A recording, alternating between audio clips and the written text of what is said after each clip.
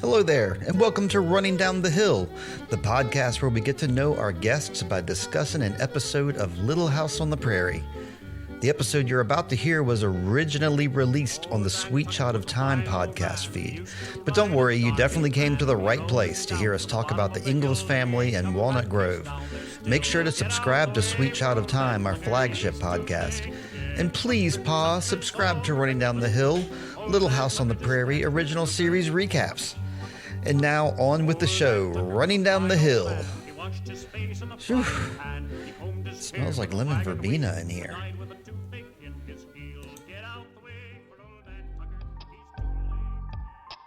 Hello there, I'm Steve Barnes. Welcome to Sweet Shot of Time, the podcast about time.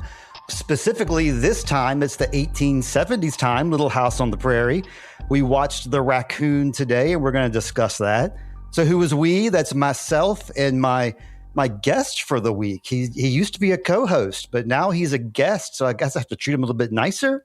That would be James McCollum. Ahoy there, James. Ahoy, yeah. Today we will be super nice. We will not be arguing because if we do, the other will cry. Well, maybe like when that happens, we'll make up and we'll like have a nice cry about like our makeup session. Okay. Well, is that related to the Little House on the Prairie? I was just quoting Michael Landon on this episode. Okay, gotcha. I was just quoting the general state of things, which is like everything will make you cry eventually. Like, I don't know, brushing your teeth is a tearful event because you got to thank Ma for the toothpaste. Okay. I thought you meant like if you kept going, eventually your gums will bleed and you'll start crying.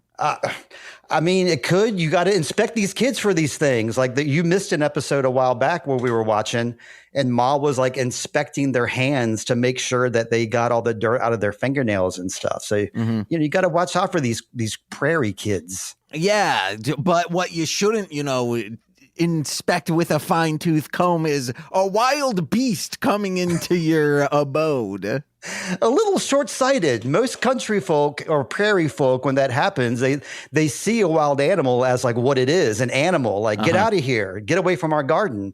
But no, the Ingalls will just welcome to our home. You're now part of the family. We're getting ahead of ourselves talking about the Raccoon. Did you notice on the title card, James? The first thing I'm going to say about the title card is it was spelled wrong. Oh. Right off the bat. They spelled it with one C instead of two C's. Okay, dang. They couldn't, deep fake that? No, not Little House, man. You do not mess with this property. You can make a new Little House 2026, but you don't go back and deep. I bet you people have already done that, James. I do not want to look online to see if anybody has made any AI modern versions of Little House. I'm sure they're out there. No, just to change the title card. Not even for that. Keep it pure, James. Keep it nice and pure. No. Back November 1974 is when this was released. Little Stevie was just 2 years old. Little James was just wasn't even a gleam in anybody's eye at that point. Yeah. I think I'm the age of your mom. So like we were both 2 years old. My mom's a little bit older than you and my dad's slightly older than you. Okay, a little bit and slightly. See, we're about the same age. We're probably Gen Xers, right? I think so. Speaking of Gen Xers, are you familiar with Danny Bonaducci? Danny Bonaducci. I know I've heard the name. Why do I know it? He's an internet personality. He was a 70s actor, redhead guy. Oh, yeah. He was in like Surreal Life and all of that. Exactly. Yep. His dad is the writer of this episode. His dad is Joseph Bonaducci, and he wrote this episode, The Raccoon. So, yeah, first off, James, I invited you on the podcast as a guest here. So I'll need to know, like, little James growing up, did you ever watch Little House on the Prairie, or did you have any impression of it when you were a kid? I know I did, and I always thought it was a contemporary show because it was always on some channel. So I'm like, they just made this period piece right now like it's a brand spanking new show, and it wasn't. It went till, what, 85? 83, but yeah, 83. Close. So, it still wasn't even contemporary by that metrics. But when everything looks old, you could be like, hey, this was filmed today. Yeah, you could. I mean, it's kind of unfortunate the way we watch it on Amazon Prime, because when it came out, it was color coded along with our TV sets at the time. So the color does not look as good when you're watching on Amazon. If you have the DVD version or something, it's going to look awesome. Oh, I thought it looked great on Peacock. Okay, maybe you have a different TV setup than I do. I watched on Amazon and I just couldn't help but notice how faded, as I'm watching all these episodes, how faded the colors look as opposed to when I was a kid. Maybe get Peacock, brother. I mean, I actually have it, but I prefer to watch my Amazon Prime because I love my overlord, my Amazon overlords, James. Man, I found out, I think it's 73% of people in the United States who use Amazon, like have used it within the last 12 months. And I'm like, I'm not one of them. I'm outside of that 73%. You stand above, dude. Congratulations. I like to hear, because this is a terrible household when it comes to Amazon because we do buy Amazon. I just bought a phone case from Amazon recently, so I'm very guilty of this. Wow. Get out of here. He's shaking his head. I don't disagree with you, James. You should shake your head at me. I think I have only used it. I used it 4 years ago to buy some pesticide. 4 years ago, and you still have that in your brain, man. You're a real one. I got to say, you're definitely a real one. So as a real one, which other real ones do you see on this podcast on this show, Little House, that you kind of identify with, or who do you like in this show? I guess the dog, because he's the only one making any sense in this episode. Everyone else is like, guys, quit. You're all doing this improperly. That was one of my notes, is that Jack is like the hero of this episode because he's pointing out everything that's wrong. And sometimes he's listened to and sometimes he's not, but he's always a good boy. That's for sure. Okay, here's an interesting question for you. I'm going to ask this of everybody that I'm going to have on the podcast here. If you, James, as your personality is now, but you were the 1870s version of James, so like, for example, like instead of like horrorcore rap, you were into like... I don't do that anymore. What? People, stop bringing that up. Okay, well, what do you anymore? Name one thing that you're into, music genre. Rap music. Okay, rap music. Instead of rap music, you're into like naughty limericks. Like you're the 1870s version of yourself, but you're definitely yourself. A poet. You would just say a poet. Okay. Well, let's say that you are that version of yourself, the 1870s James. It's kind of like into the same stuff you're into now, except for the older version. You show up to Walnut Grove one day because you're like just, looking for work, looking about. If you showed up in Walnut Grove, what do you think your episode arc would be? How do you think you'd be received into town? And like, where do you see yourself working/living? Well, I watched one episode that mainly focused on their house. We don't see the town until they go to the doctor. Sorry, then. So you're not 100% familiar with like the town logistics or anything. Do they have a brothel? No, definitely not, James. They have a church. They have a hardware store. They got a lumber store. They have a post office. That's pretty much it. I guess I'm working at the post office. All right. Like eventually at the post office is where they, there's a doctor's office in the back. So if you have any ailments, you can pop back there and check that out. And eventually they get like a printing press and they start doing that in the post office too, in like later seasons of this episode. Yeah, then that. I'm working there. I'm putting my poetry in every single envelope, shipping it out. I'm going to say, because Heather is not going to come on the podcast, but I've asked her all these questions too. And she had probably the best answer, I think, is she said, because she works at the State Corporation Commission, I should say. And so there's taxes involved. So her arc is she comes into town. She's the tax person. People don't like her because she's like, you owe me 10 cents for taxes or whatever. But then she goes to the Olsons, the rich family in town, and is like, you guys owe me like $45. And like everybody in town before was like, we're not going to pay taxes. No way. But then they're like, $45 for the Olsons. Yeah, tax them. You better pay that, Olsons. And then the Olsons are trying to rally the town in support. But the town is like, we're going to pay taxes now because we love it. And then Heather's the hero of the city. Okay.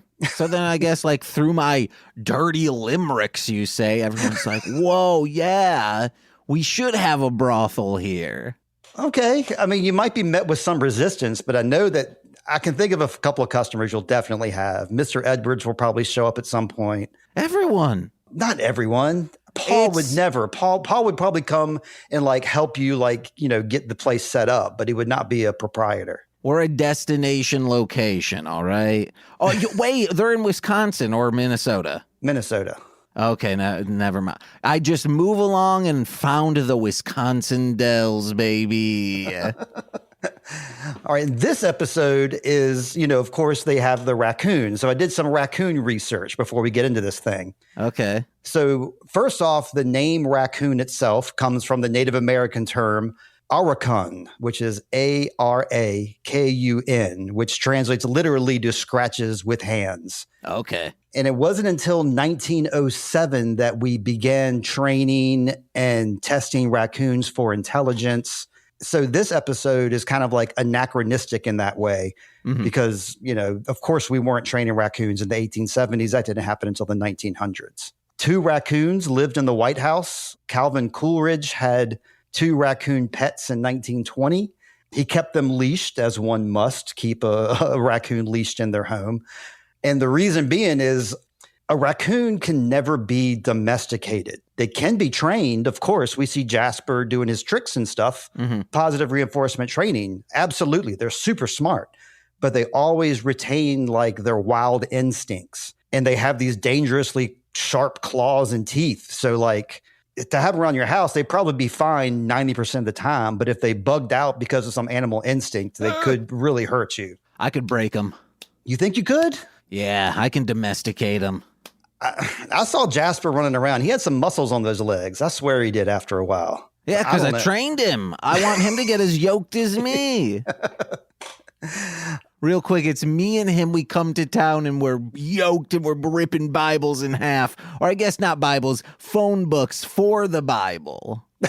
That's right. You and Jasper, that is? Like you're training this little guy so he can get one over on Jack? I'm going to train Jack. I'm going to train Jack to be a little bit better because he can bark and let people know where he's at. But I'm going to train him to get up there and use his paws to open doors and stuff. You shouldn't do that. He's a ding-dang snitch. He's the hero of the story, James. We've already established this. Yeah, still. But now the dog trying to get into doors. Get out of here. The question I was going to ask you was, okay, in this episode, there's a rabid scare. Like they're afraid they're going to get rabies from the raccoon. And of course, there's no cure for rabies. There still isn't. How many people would you estimate have died from rabies contracted by a raccoon in America? Like in total? Like since when? Since the CDC has been measuring these things, yes. Do you know when that was? Pre-1800s. Pre-1800s. I'm going to say on average 1 a year, so like 114. Oh, that's the closest guess of anybody that I've asked, James. Okay. The correct answer is less than 5. Whoa. And even those 5, which I guess is 4, I don't know, but they say less than 5. And even of those, they're not 100% certain that the rabies was contracted by the raccoon, but it just seems like all evidence points that way. The reason being is because when raccoons go rabid, they hibernate, they hide, they want to get away from everybody. So even if you go to bother it, it's going to want to get away from you instead of attack you. So you don't get rabies from raccoons. You get them from bats. Like 70% of rabies cases have come from bats. Now, is that 114? You mean, oh no, wow. I didn't look up the number of rabies cases, but yeah, it's in the thousands. There's lots of them. Of people who died from bat rabies? Yes. Okay, dang, guys. Well, maybe I should do some fact checking real quick? I will. I usually don't do this, but I feel like I must. He's got to figure out how many bats have killed people via their rabies. Well, I know Batman has done quite a bit. Let's see. Yeah, rabies kills 59,000 people annually, James. Whoa. Holy crap. But that's in the whole world, or? Let's see. However, in the United States, 7 to 10 a year. Okay, yeah. So I guess in other countries, they have it worse than we do. So in about 12 years, it gets to 114. You just want to be right with that number. I know you. I can tell. I just want people to know, contextualize. 114 people die every dozen years from bat rabies. I mean, it's not a great thing. Actually, you know what? I was going to say keep away from bats, but almost every evening around dusk, we have a lot of trees in our yard. And so I like to sit out there and watch the bats do their thing, and they fly by pretty close to me. And I usually don't have any fear. I wonder if I'm going to start thinking about this conversation now when I'm sitting out there. You better have rabies shots on you. Ooh, I think they've gotten better with time, the treatment for rabies, but it still is unpleasant. Yeah. But speaking of pleasant things, let's move on with our episode here. James, I made you watch The Raccoon. I made you watch Little House on the Prairie. Give me a quick, overview of what you think of this episode, how you enjoyed it, or if you did not enjoy it. I really much enjoyed it, but in the ways that every decision made, I was confounded by. At the end, I thought he was going to see Jasper and go, "Kadoosh," and, Raccoon explodes, but it doesn't. And I was like, oh, yeah, because if he did have rabies, he would have been long gone. That means there was I called that. I was like, it's probably another raccoon. And then I did not call that. That's pretty smart. I did call Jasper's probably barking at, or Jack is barking at Jasper at the end. And when he goes out, "Oh, Jasper, I got to kill you real good with my longest gun." And then he's like, "Jasper." And then I thought in that moment he was going to lift his gun and say, "Hasta la vista, Kadoosh." But it doesn't, because then he's like, "Oh, I'm a smart man. That means Jasper didn't have the rabies." What about I like all this. What about the imagery of Paul with the shirtless overalls with the gun hoisting? I mean, that in itself is an image that could, be as iconic as the Terminator or any of these other guys that are hunky with their guns. No, I was going to say one of the budget Friday the 13th movies where it's, a guy in a barn with a gun raises it up and he's like, "Get out of here, Jason." And it's like, womp, womp, womp. But before he can raise it up, Jason takes a machete, cuts his head off. And, This has got to be Flour Sack Jason, too, not the hockey mask Jason. Yeah. All right. Well, the first thing that happens in this episode, we haven't met Jasper yet. They're playing 3-touch catch, some kind of weird game that kids played in 1870. And Janet the doll gets broken, and Laura's really upset about this. She does this thing where she personifies her doll and pretends like it has feelings, basically. And that's something I definitely did with my stuffed animals and my dolls. I would feel like certain stuffed animals would get their feelings hurt if they didn't get to sleep in the bed. Did you ever have any of that with your toys or animals growing up? Yeah, and I think, Toy Story and stuff like that definitely amplified those emotions.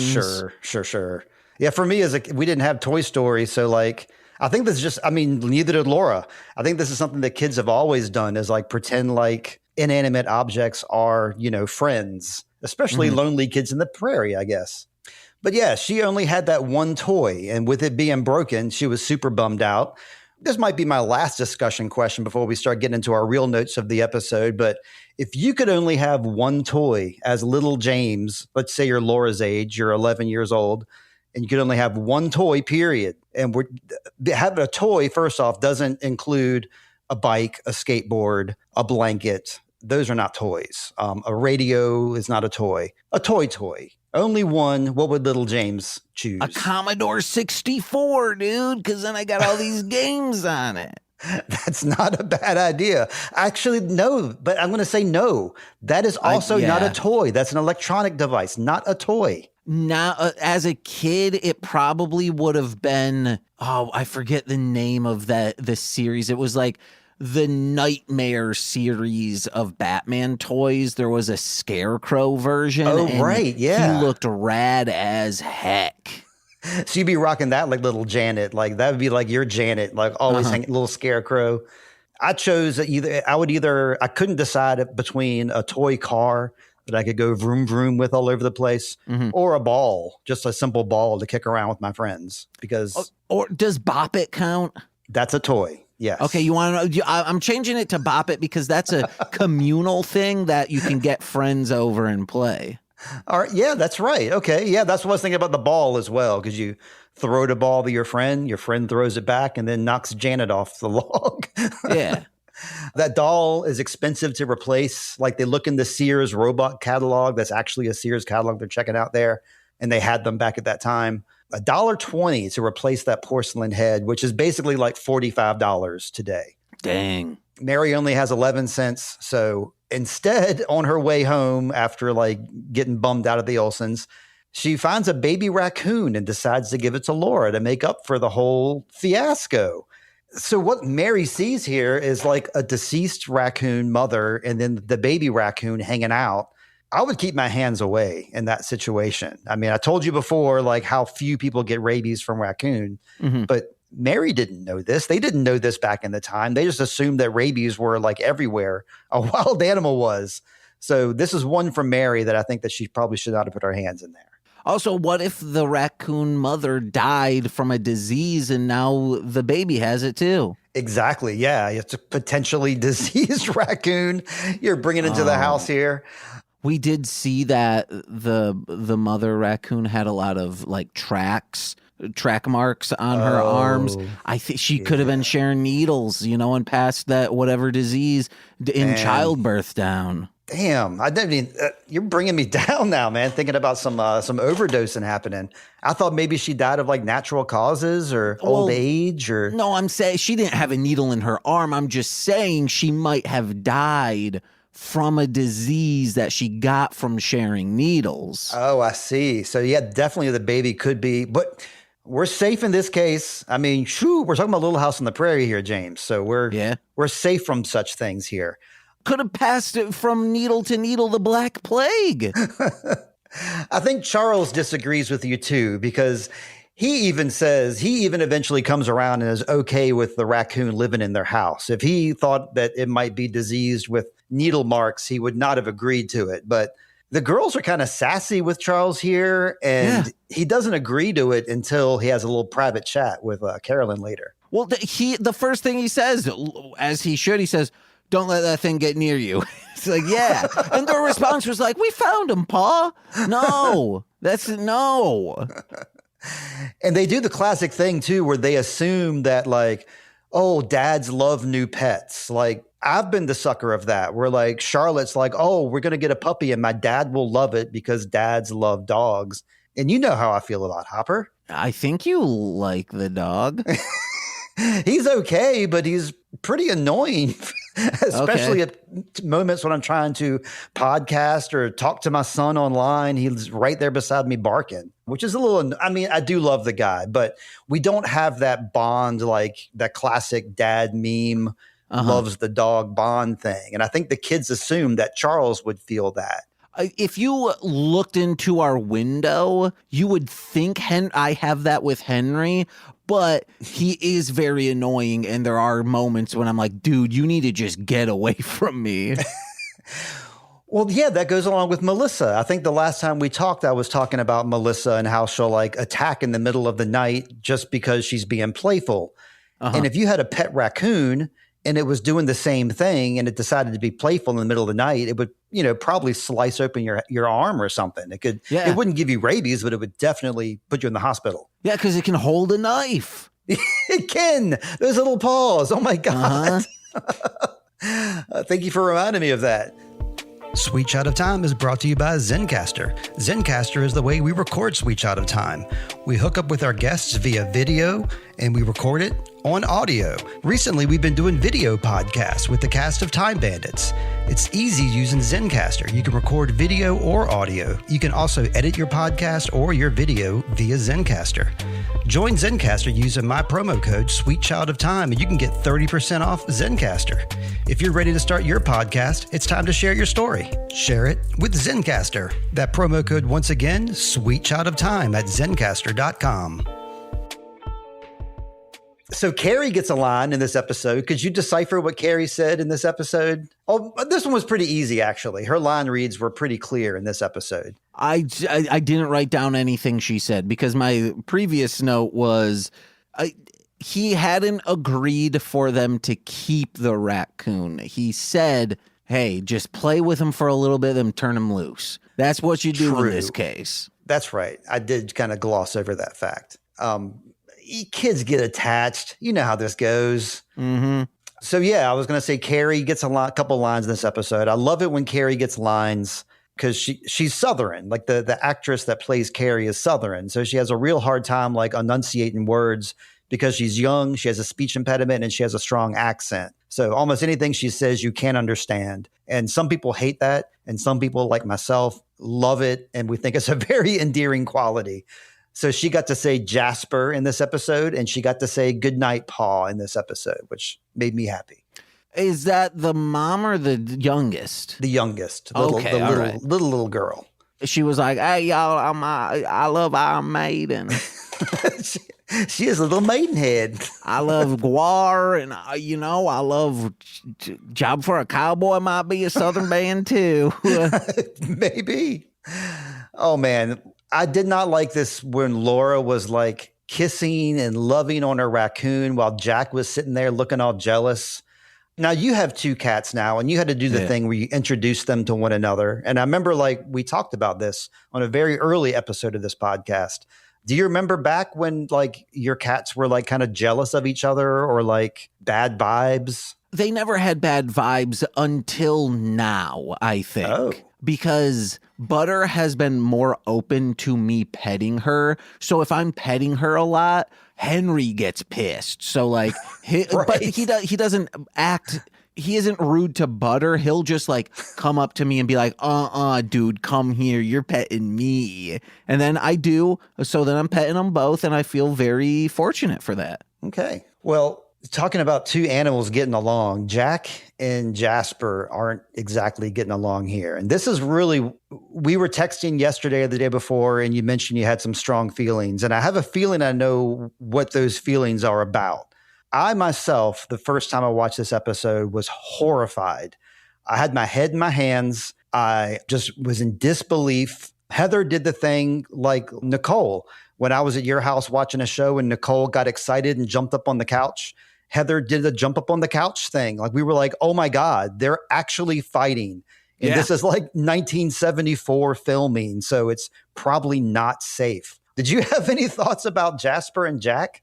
They got this little guy actor, Jasper, truly scared and terrified. Yes. And they just cut right to, hey, Jasper, we got to go. And then they're dragging him by a leash. And it's like, this little guy is terrified of this dog over here. Even when Laura is like taking it to school, she's like dragging it by the leash, and you can see the raccoon like with its paws like trying to like stop itself. Fortunately, though, because I had strong feelings, like I said, when I watched this episode for the first time a few months back, I had strong feelings about it. And of course, I went to my little Facebook group, my little House on the Prairie Facebook group. And I was like, can you believe this crap that they mistreated these animals? And Nellie Olson herself, James, Allison Angram, who's very active in the same group, let me know that, in her perspective, in her words now, she said that the animals were not mistreated, that everybody had a great time on set. It was a closed set. There were multiple animal handlers at every angle that you couldn't see on camera. She said that the animals were enjoying themselves, fun to play with. And this is her perspective. She was 11 at the time. Mm-hmm. So maybe she has, the rose-watered glasses on now. I don't know. But according to someone who was there, no harm came to these animals, and they weren't drugged and they weren't mistreated.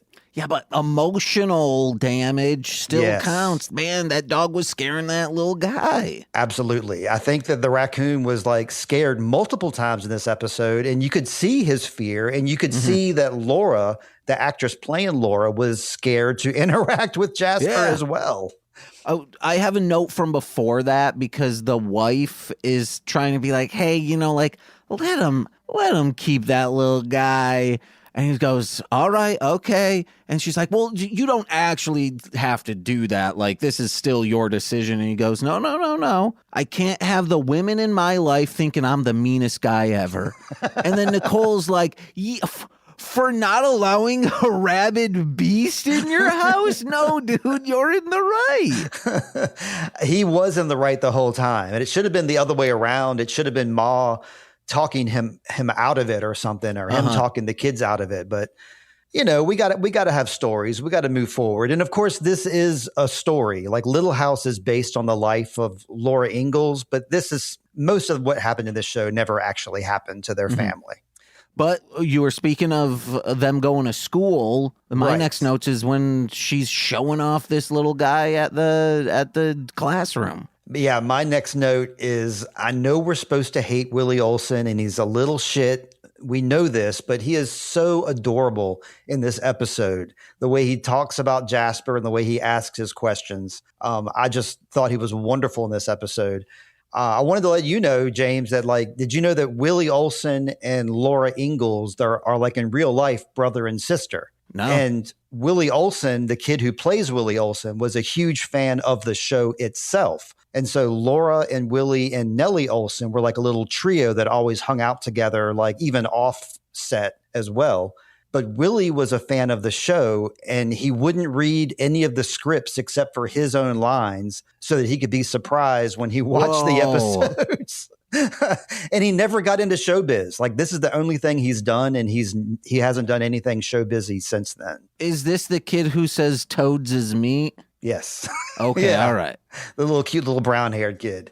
Let's see. I might have put a note ahead of time because I know we're trying to go linear here, but there's at one point where the raccoon gets bagged up and you see that Charles putting him in a bag and then you see him taken out of the bag. And that, of course, was like that really happened too, which probably was traumatic for a little raccoon guy as well. Yeah, it's not like Butter, who if she sees a bag, she's like, yeah, I'm going in there. And then you can lift her up. She might be like, whoa, what's going on here? But she's still just going to. Also, Franklin loved that type of stuff. You could put him in anything and pick it up, and he'd be like, yeah. He loved being vacuumed. Like that guy was awesome. I can't imagine that because Melissa does not like being put like into like a bag or a crate. Crate when we have to take her to the vet and stuff. She absolutely hates it. So we got to disassemble the crate and then put her in it and then reassemble the crate with her inside of it. That's the only way we can do it. Well, Butter doesn't like being put in things, but she likes going into things. Right. So we've tried to lure Melissa in that way, but she's been in that thing enough times that she knows what's going to happen when she goes in there. We have to drug Butter. Oh, we have to drug Hopper. So, yeah. Okay. But Melissa, dude, okay, side note. We're getting lots of side notes about animals here. When we had Melissa in the at the vet recently, because she had a situation where she had to go in there, she had to stay overnight at the vet's. And the vet sent me like multiple text messages and then a really long rambling voicemail about how much she loves Melissa and how much she wants to keep Melissa and what a sweet cat she is. And that's like getting like a report card, like with all A's from home. It was awesome. Yeah. Franklin would get that. Henry and Butter would not. Yeah, Hopper never. Yeah. Hopper is like they cry when they see him coming. I swear. Well, I bet Melissa went to the vet because, like Jasper, she got a taste for eggs. Oh my God, yeah, the eggs. I guess he eats them with the shells. He eats the shells as well. Is that how he consumes them? He has to. Well, I think they were hard-boiled. At least in the beginning, they were hard-boiled eggs, and he was ripping the shell off and then eating the insides. But then he was like raiding the hen house later and like eating. I think he was just cracking them and licking the yolk up or something. Yeah, yeah. Oh, for sure, dude. But that's a different guy. That's not Jasper. We don't want to like put any blame on Jasper for that one. Not his fault. But for this part, we're still back when they're getting ready to go to church. And of course, Jasper can't go to church. Another Little House note that I want to tell the audience and you is I really appreciate this about Laura Ingalls in her Little House book series that didn't quite make it to the show was that she was really expressive about how she disliked church. And like she loved the Bible, she loved God, she loved quoting the Bible and being a good girl. She loved wearing nice dresses. She hated sermons. She hated having to sit still. She hated having to be told what to do, like being told when to sing. And she made that very clear in almost every one of her books where she makes a snide remark about a boring sermon or about how she had to sit there and suffer through another day of church. And I just think it's a touch of realism that I appreciate about Little House because it's such a wholesome book. Laura's a wholesome person who's obviously, led by God. But when it comes to church, she's like, no, thanks. I hate that.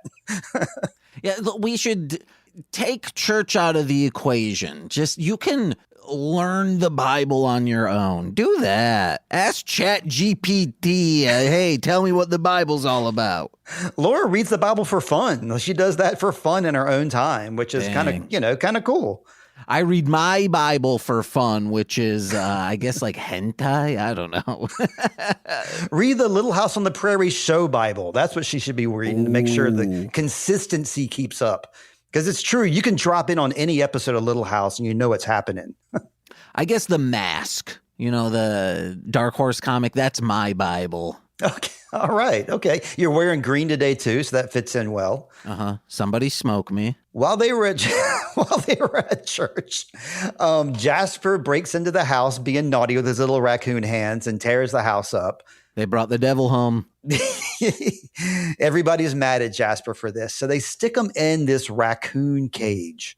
This is one of the worst ideas ever. I think they should have just let him go at this point instead of putting him in a cage. That's the worst thing you can do for a wild animal. Yeah, and I have two notes before that. One is on the food. You can't just easily replace that. They can't go to the store. It's not like, you knocked over Good point. A thing of milk. We can go to the store and get a milk carton for $4. Cool. It comes back home. No, like they have to remake all of that food. Yep. And then this don't argue with me or I'll start crying. I really liked that line he said.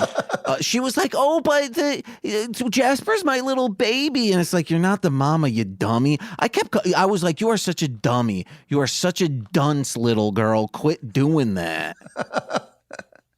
Oh, yeah. At some point in here, too, like Charles sacks him up and takes him to the wild. But then he runs back home and beats him back there, which I thought was kind of cute.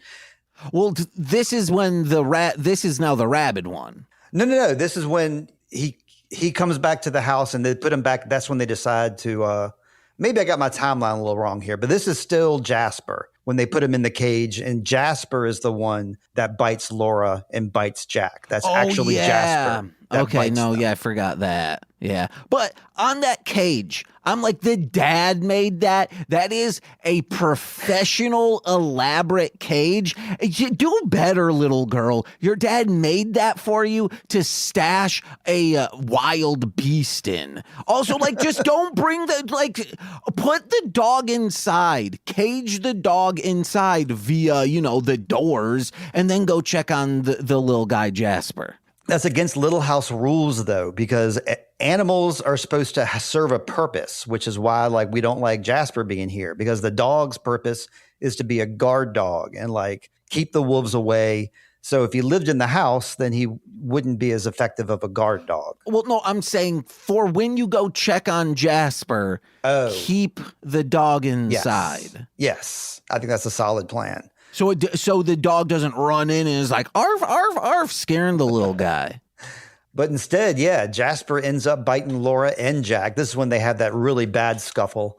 And thanks to Mr. Edwards, this happened a few episodes back, but Mr. Edwards teaches Laura how to lie effectively by leaving out details or kind of explaining the truth in a way that eliminates any fault. So she's trying to craft a lie for framing the truth about what happens here. And she makes Mary promise, don't tell Paul. That's always the big plead from, don't tell Paul. Please don't tell Paul. You have had 2 children. I have. If one of your kids, and this is also in the past, so I think it would have been even easier to detect, but if your kid had a huge scratch on their forearm, you'd be like, hey, I see that. Where'd that come from? Yeah, that's right. Correct. There's no hiding that. How did she hide it for so long?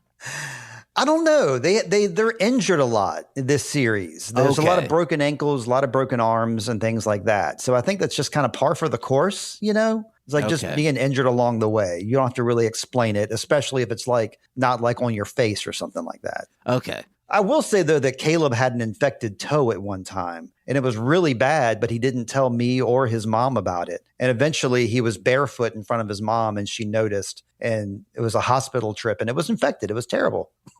Dumb kid. Dumb kids. Just like this kid. Well, not actually this. He wasn't that dumb. She's like, oh, my God. Jasper, he's just mad because he's being caged, and like Jack is yelling at him, and it's like, both of those are your fault, girl. Both of them. That's right. True. And yeah, there is like some owning up to like what they've done a little bit later on here. But right now, like Jasper ran away. As far as we know, Jasper's gone, and Laura's sad about it at this point. We're going to cut to nighttime, and all of a sudden there's a raccoon in the chicken house. Once again, we're watching animals interact with one another, and I'm worried about the chickens, especially. Once again, Allison Arngrim says that no chickens were harmed, so I'm going to believe her. But we know now, and this was confusing for me, and like, I get confused easily because my mind races when I watch things. And even a slow burn show like Little House, where a scene can take 10 minutes to take place, even I can like lose myself in thoughts. So I was a little confused about who was Jasper and who was not Jasper. So every raccoon that we've seen so far has been Jasper, with the exception of this one. This raccoon is like getting into their hen house. This is when we get the iconic Paul with his no shirt, with his overalls on. I don't think it's a rifle at this point. I think he's wielding a pitchfork or a shovel. I think so. Yeah, and it is like a shovel murder here. And this is probably one of the most intense scenes we've seen in Little House of the Prairie, like when he murders this raccoon. In some cases, I was worried that I introduced you to the wrong episode. No, this one was really funny. I loved it. I thought it was absurd and stupid that they were so just blasé with everything, to the point where they're like, yeah, man, this raccoon, he can stay. I figured right then. I mean, this episode is like a household favorite. This is my favorite episode I've seen so far. I mean, I've watched probably 40 of the old episodes recently, and this is top of the pops. So yeah, Paul overall, no shirts, shovel murder. And this is when we get to the blames. Laura is like, this is my fault because I got Jasper hooked on eggs and all that stuff. And Mary's like, no, it's my fault. I brought him home and I told Paul when I wasn't supposed to tell Paul. But now, is it discovered that Jack, I think they noticed Jack's paw, that he has some ketchup on his paw that he spilled. And so they're like, oh, he got bit by, this is when Mary, I think, has her big crying scene where she cries for 10 minutes or so. Well, so she comes out and she's like, oh, Jack, why have you been shackled? So he takes him off these shackles, which I was like, they're going to have to barn shackle that girl too. But unshackles, and he's like, the dad comes in and is like, hey, I need to talk to you. We're keeping him shackled just in case, because he got bit by Jasper and he might get rabies, and we're just trying to make sure. And then she's like, oh, what if a lady got bit by a raccoon? Could they get rabies? And he's like, yeah, why are you phrasing it that way? And she's like, oh my God, little sister got bit too. And I was like, these are crocodile tears. Nothing's coming out. I think she is sadistic and intentionally brought this rabid beast in and said, hey, yeah, treat this like a baby. No one darn well, that's going to latch onto that jugular one day. What's interesting too is like this whole crying scene was it was annoying to me. I'm gonna be honest. I don't enjoy Mary. I didn't enjoy this crying scene. But I have to point out that of this show, the only person who's ever won an Emmy from this show is Mary, the actress who plays Mary. She's the only one who's ever won an Emmy. I don't know if it was for this crying stint or not, but she is an Emmy winner. So kudos to her. But yeah, we afraid that Laura might have rabies too. So we're like on the lookout for rabies. They go to the doc. He's a good kid doctor because he is real blasé with Laura. He says, I'm going to treat you with candy. Now get outside while I talk to your mom and dad about death. And this is the sad thing about Doc Baker is he's a country doctor. And almost every time he's called upon for help, it's like, there's nothing I can do. He's able to identify the problem and then let you know that there's no cure because it's 1870. So we know this is some pretty serious stuff. And my next notes are based around Laura and how she accepts this. So before I get to that, did you have any notes before that time? No, just my next note was when she's in bed talking to her dad. That's it. Exactly. She is so smart in this scene, is written so well that like she ascertains these things just from her dad's like body language and the way he answers the questions. And she's just so smart to know how serious it is and recognize that her dad is being a good dad about it to her as a child. So I just really, this is probably my favorite scene of the episode. She says, "Tell it to me straight, Pa. I can take it." Yep. And yeah, Jack's not drinking. So that's like always the first sign of rabies. I think it's hydrophobia is what they call that. It's what you got to look out for if you think someone has rabies. And Jack's not drinking. So Paul's like over there, like caressing his shovel, like thinking about taking it to Jack's head. And at one point, when Jack starts barking, I guess at this point, the family is like seeing his barking as perhaps like madness or something. Well, I thought he was just being playful. Exactly. Me too. Like, I'm just barking. I'm a dog. But no, the family's like, okay, this is what we got to do. So we put on a real serious face and go out there with the gun.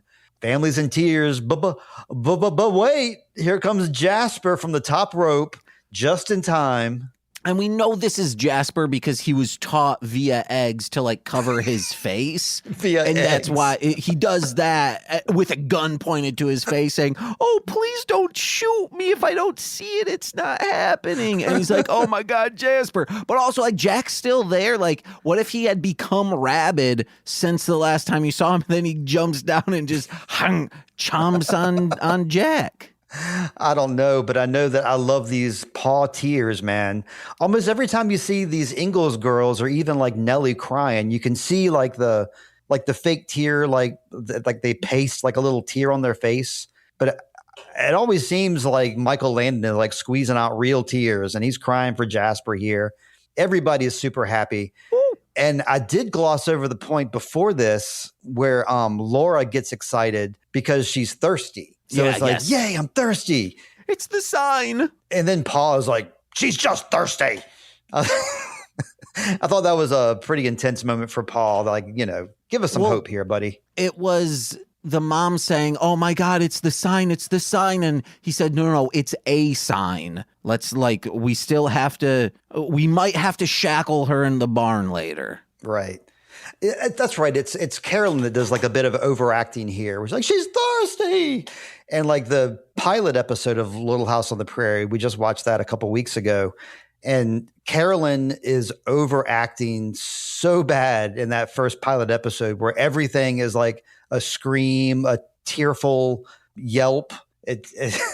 I mean, I like Karen Grassley a lot, but sometimes her line delivery can be a little over dramatic. And this one was one of those. But I'm okay with it because everybody was happy about Jasper and that Jasper wasn't killed. And there's big hugs all around. That wraps up the episode, basically, James. Yeah, I thought it was a nice introduction. This would be a show that if I wanted, like, hey, I was high earlier, I'm trying to wind down. Yes. Nicole's out of town. What do I fall asleep to on the couch to? Yes. Hey, I'll turn on Little Prairie House on. I was really surprised that my wife is enjoying it as much as she is because she's a very picky TV watcher and she doesn't even watch all the same shows that I watch. And she does not like rewatching old stuff as a general rule. She likes something that's current. And she is just fallen in love with this show and is what she prefers to watch. She likes to watch ghost story shows to fall asleep to. So this is not like her fall asleep show, but it definitely is like her wind down, like turn my brain off and like just watch this old show and watch this scene take 10 minutes for somebody to smile. I watched it on 1.5 speed the third time I watched it, and it actually could have worked. Yeah.